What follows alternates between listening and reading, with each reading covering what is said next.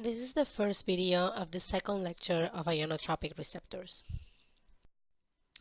In this video, we will discuss two different cis-loop ionotropic receptors with inhibitory properties, such as GABA receptors and glycine receptors.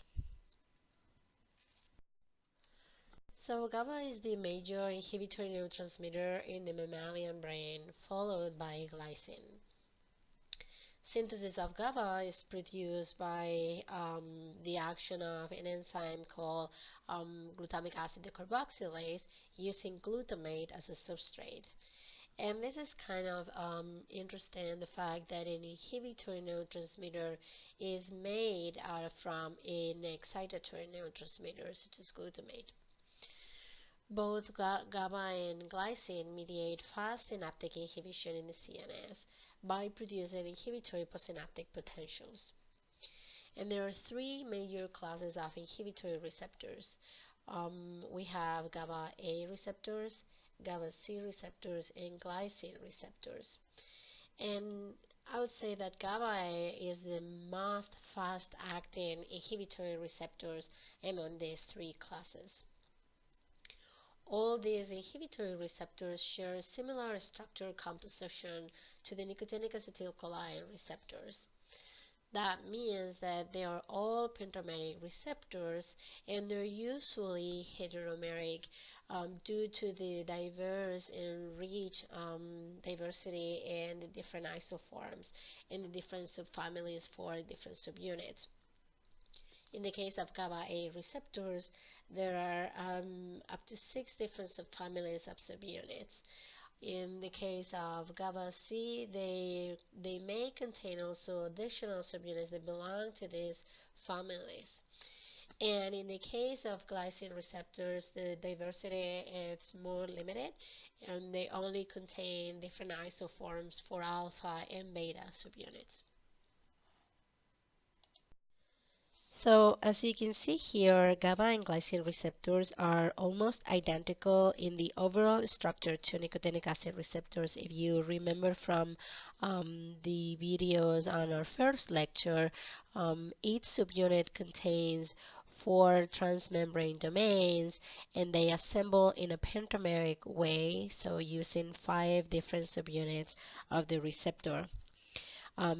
In the same way as for nicotinic acetylcholine receptors, in GABA and glycine receptors, the transmembrane domain number 2 is the one responsible for forming the pore. So it's facing the inside of the channel and is responsible for chloride ions to flow through these receptors. Here you can see a representation of the different subunit composition of the different GABA and glycine receptors, and as we've mentioned before for the acetylcholine receptors, different compositions of the subunits will affect the functions of this receptor.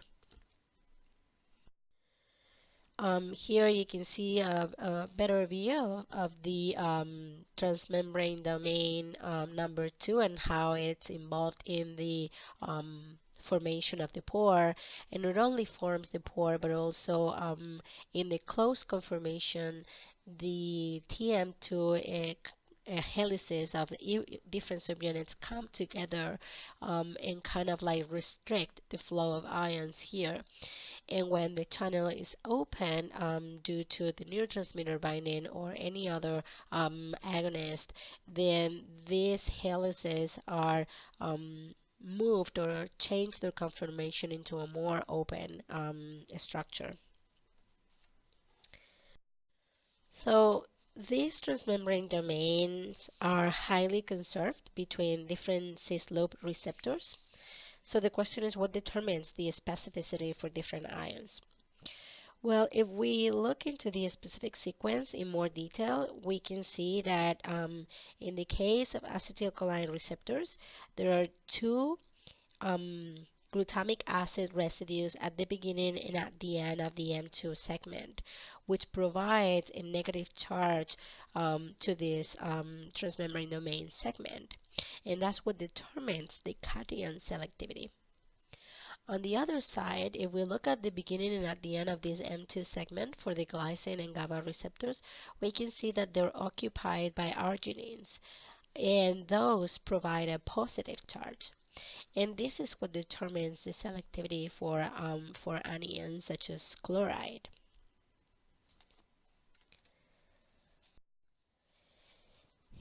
In this scheme, you can see how the different positive and negative amino acids distribute along the pore.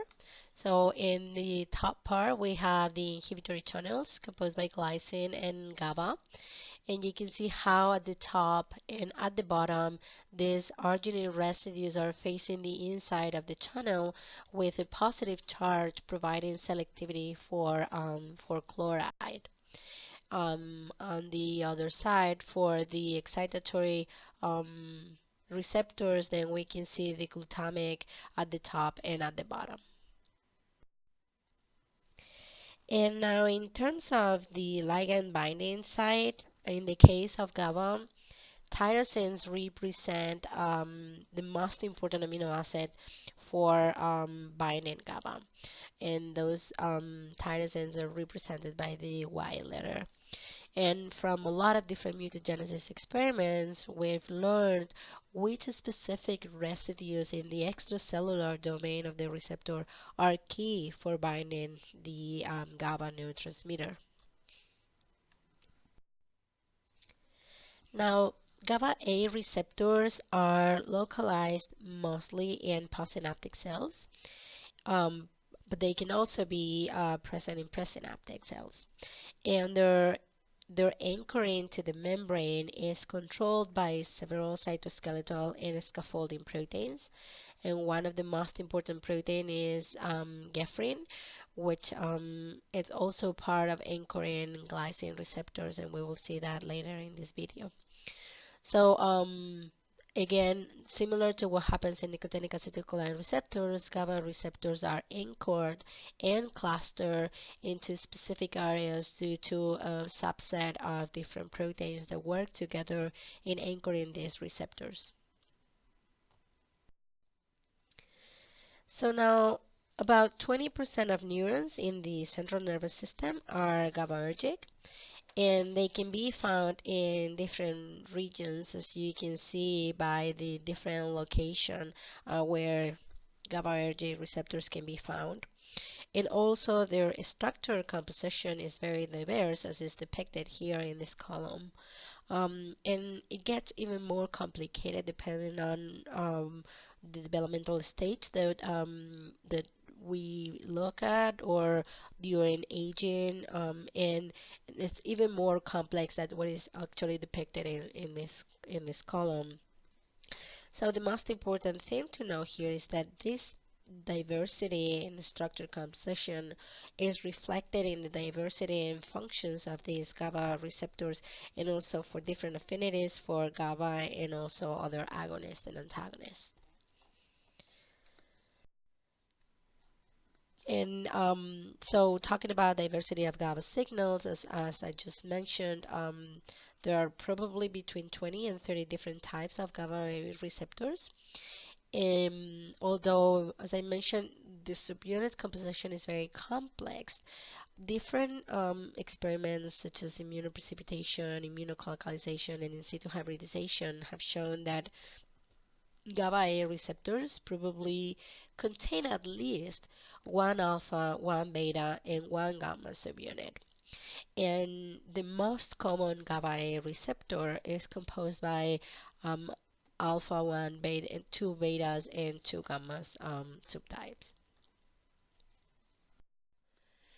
Regarding GABA receptor pharmacology, there are several well-known antagonists for this type of receptors. They're all classified as convulsant, and some of them are include picrotoxin, which prevents ion flow, bicuculin, which decreases receptor affinity, or penicillin, which has similar properties to picrotoxin, and binds within the pore and blocks ion flow. And some of these molecules are used in electrophysiological studies as a tool to inhibit GABA receptors. On the other side, some of the agonists for GABA receptors are considered sedatives. And among those, benzodiazepine is one of the most studied and the most used. So benzodiazepines bind at the interface of the alpha and gamma subunits on the GABA A receptor. Binding also requires that alpha subunits contain a histidine amino acid residue at the top, which is only present in certain alpha subunits, such as 1, 2, 3, and 5. It means that in those receptors that are not containing these alpha subunits, benzodiazepines cannot work. And once the benzodiazepines bound to the receptor, they lock the receptor in a conformation that has a greater affinity for GABA neurotransmitter. This increases the frequency of the opening of the associated chloride ion channel and hyperpolarizes the membrane on the associated neuron. The inhibitory effect of the GABA is potentiated by benzodiazepines, leading to sedatory and anxiolytic effects. Then, one of the main problems in clinical use of GABA A receptor agonists, such as benzodiazepines, is the development of tolerance. And most drugs, not only benzodiazepines, but a lot of different drugs, in long-term use and during withdrawal, have been associated with important modulations of the receptor subunit expression in brain region-specific manners, participating in the mechanism of tolerance and dependence. And in most cases, the molecular mechanisms of regulation of subunit expression for GABA A receptors is very poorly known. Partly as a result of a lot of neurobiological adaptation to alter neuronal function, and this complicates our understanding of the development of tolerance mediated by these compounds. So another receptor with inhibitory functions that we mentioned earlier are glycine receptors. Their function is, so the function and structure is very similar to GABA receptors, and also their structure is very similar to acetylcholine receptors, as we saw earlier. They have affinity for chloride anions, which is also determined in the amino acid sequence of the transmembrane domain. Glycinergic synapses are predominantly abundant in the spinal cord and brain stem, although they can also be found in retina and higher brain regions, including hippocampus. And glycine receptors can be found in the postsynaptic cells, but they can be present in both the postsynaptic zone and also in the extrasynaptic membrane. So in the N-terminals of glycine-containing neurons, glycine is synthesized in mitochondria here by the serine hydroxymethyl transferase. Then glycine is released into the cytosol and concentrated into small clear synaptic vesicles by the action of the vesicular inhibitory amino acid transporter, which also mediates GABA uptake. Excitation of the terminal causes calcium trigger glycine and GABA released into the synaptic cleft, opens postsynaptic glycine receptors, and thereby increases the chloride conductance in response to agonist binding.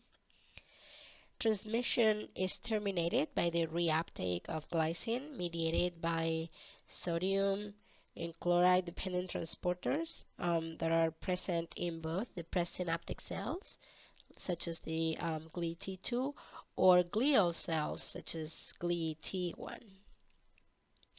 Glycine is then degraded in the mitochondria by the glycine cleavage system.